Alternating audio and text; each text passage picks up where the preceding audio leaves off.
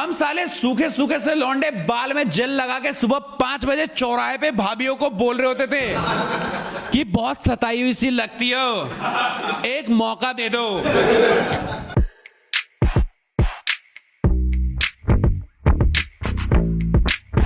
तो 11th standard में मैंने ना कॉमर्स ली, तो रियलाइज हुआ कि अब स्कूल में साइंस लैब की क्या ही जरूरत, इसे तोड़ दो।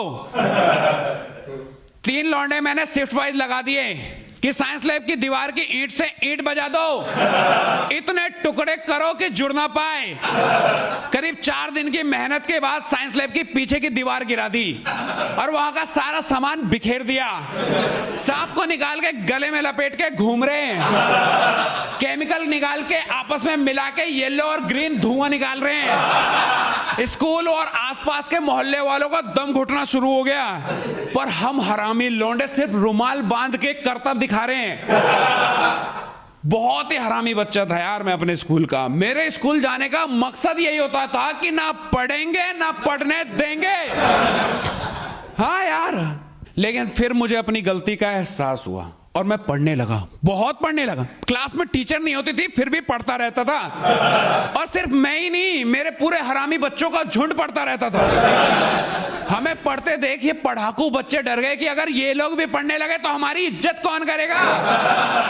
पर हम ना स्कूल की बुक नहीं, स्टोरी पढ़ते थे। और स्टोरी भी क्या ही मतलब यार, इमेजिनरी पॉन बोल सकते हो। सविता भाभी की कहानी पढ़ी है किसी ने? सच में नहीं पढ़ी? जीवन व्यर्थ, बहुत कुछ छूट गया तुम लोगों के जीवन में। सविता भाभी की कहानी, the story of love, desire, भूख, सेटिस्फैक्शन, सब है स्टोरी में। मैं तो बहुत बड़ा फैन था यार भाभी का, क्या कहानी होती थी। इनकी कहानी सुनने के बाद ना कुछ तो स्टैंडिंग ओवेशन जरूर देगा, आप नहीं तो आपका। सिर्फ टाइटल सुनते ही ना शरीर में जज्बात जाग जाते थे, ना मर्दों में भी मर्दानगी का एहसास जगा देती थी कि टाइटल ही ऐसे होते थे, रसीली भाभी जोशीला देवर। टाइटल से इंसान समझ जाए कि क्या होने वाला है। तो यार देखो 11th स्टैंडर्ड में मेरे घर वालों ने मुझे फोन दिलाया कि राजा बेटा है तुम्हारा, जा मौज ले। उन्होंने फोन दिलाया सेफ्टी कंसर्न की वजह से, क्योंकि मैं ना बहुत वीक स्टूडेंट था।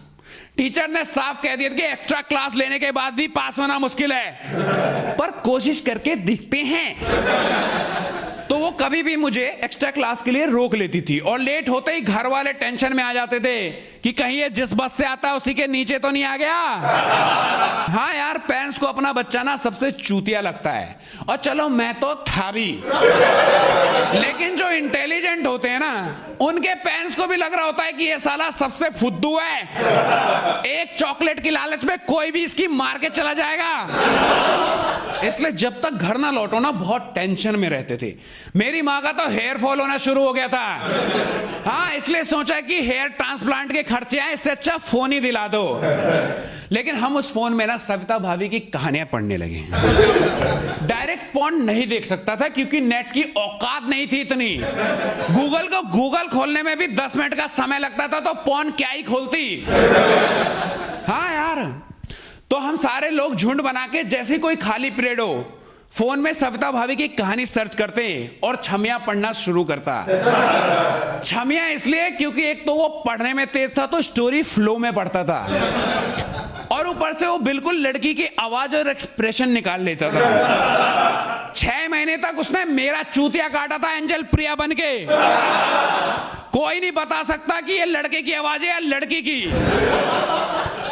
तो जैसी खाली पीरियड हो, हम सारे झुंड बना के सविता भाभी की कहानी पढ़ना शुरू करते हैं। और सबसे पहले कहानी में भाभी अपना इंट्रोडक्शन दे रही होती थी कि मेरी उम्र 27 साल है, मैं दिल्ली की रहने वाली हूं, और बाकी लौंडे पूरे मगन होकर इमेजिन कर रहे होते थे। मैं दिखने में गोरी हूं, मेरी हाइट 5 फुट 6 इंच है, मेरा फिगर 32, 34, 36 है। लौंडे बावले हो गए इस बात पे, पता है इन्हें फिगर का घंटा कुछ नहीं है। हाँ, फिर हमने ना रूल बना दिया कि बार बार ये बीच में डिस्टरबेंस की जरूरत नहीं है। अब जब तक कहानी खत्म ना हो ना, चुपचाप इमेजिन करो।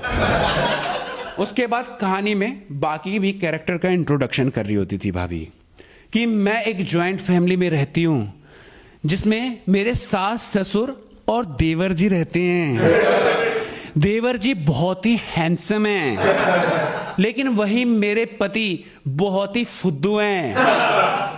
वो दिन भर काम काम काम करते रहते हैं। उनके काम के चक्कर में मेरा कामा सूत्र खत्म हो गया है और मैं बहुत ज्यादा दुखी रहने लगी। और साला हम लोग सोच रहे होते थे कि ये कौन सी औरत है जो इतनी भरी हुई है। ये पहली औरत है जो काम करने वाले पति को कोस रही है। इसको सक्सेसफुल नहीं सेक्सफुल पति चाहिए। और हमने ना हर दिन का ये रूटीन बना लिया था, जैसे ही खाली पीरियड हो हम झुंड बना के स्टोरी पढ़ना शुरू कर देते। लेकिन एक दिन हम स्टोरी में इतना ज्यादा मदहोश हो गए कि हमने टीचर का भी ध्यान नहीं रख पाए और हमारे पीटीआई सर आके पीछे से कहानी सुनने लगी। 5 मिनट सुनने के बाद वो खुद ही मदहोश हो गए और हमें डांटने की जगह साथ में बैठ के स्टोरी सुनने लगी और बीच में बोल पड़े।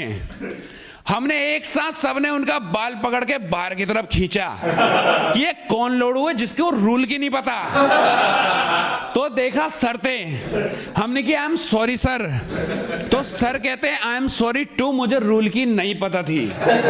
लेकिन फिर सर को एकदम से रियलाइज हुआ कि वो क्यों सॉरी बोल रहे, वो तो टीचर हैं। तो चिल्लाने लगे कि तुम लोग ये गंदी चीजें पढ़ने के लिए स्कूल आते हो क्या, चलो प्रिंसिपल के पास। हमने कि सॉरी सर, पर इसी गंदगी में कुछ देर पहले आप सुअर बन के लौट रहे थे और क्लास में किसी की मां बहन एक करने से अच्छा है कि देवर भाभी को एक कर दे। और रही बात पढ़ाई की, तो आप तो करो ही मत, 2 कौड़ी के पीटीआई हो आप। अगर इतनी चिंता होती ना पढ़ाई की तो आज किसी क्लासरूम में होते, पीपल के पेड़ के नीचे नहीं। अरे जाओ जाके लेफ्ट राइट लेफ्ट करो, ज्ञान की बातें नहीं। इतना डिमोटिवेट हुए कि कंप्लेन करने की जगह स्कूल छोड़ के चले गए। लेकिन बाद में रियलाइज हुआ कि उनका भी कामा सूत्र से ज्यादा काम पे ध्यान था और घर में एक छोटा भाई भी था। अब इससे पहले कि ये स्टोरी सविता भाभी में छपे, घर पे रहने लगी।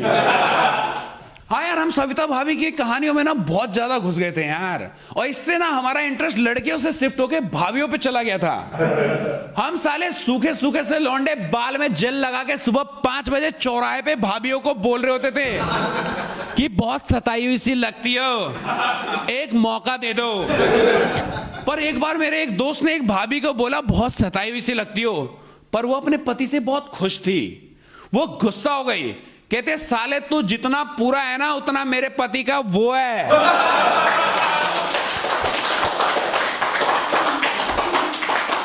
तुझे पूरा अंदर लेके दोबारा जन्म दे दूंगी, तब तेरे को समझ में आएगा कि भाभी माल समान नहीं मां समान होती है।